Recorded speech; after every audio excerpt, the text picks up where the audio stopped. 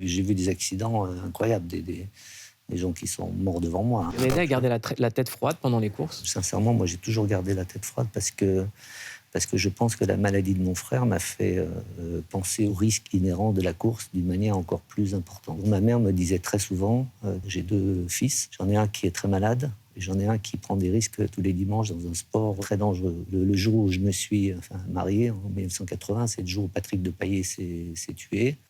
Il y avait eu déjà 1 ou 2 accidents, comme Claire Regazzoni, je m'étais cassé le scaphoïde. Vous voyez, c'était un contexte où je me dis, bon, il faut aussi penser à eux.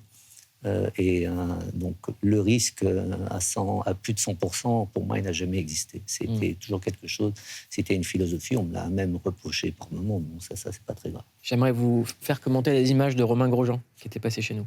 Et pour moi, j'étais à 5 secondes de la mort. Et au moment où je me dis, ça y est, c'est terminé, je me pose la question, par où je vais commencer à brûler, est-ce que ça va être douloureux ou pas?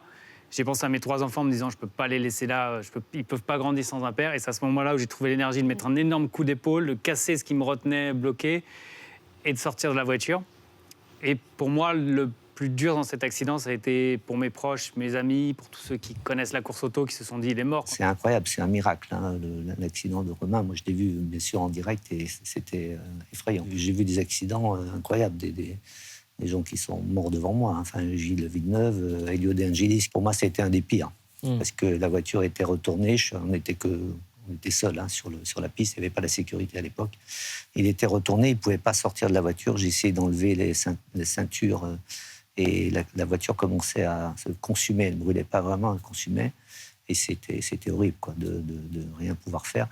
Donc oui, quand vous le vivez en direct, c'est différent de ce quand vous l'avez jamais vécu. Aujourd'hui, par exemple, la nouvelle génération, vous leur parlez d'accidents, de risques, et c'est pas pareil, à part malheureux 2 pilotes français d'ailleurs, Jules Bianchi et Antoine, qui sont décédés ces dernières années. Il n'y a pas eu énormément d'accidents, il y a beaucoup de crashs, donc ils n'ont pas la même notion du risque que celle qu'on avait.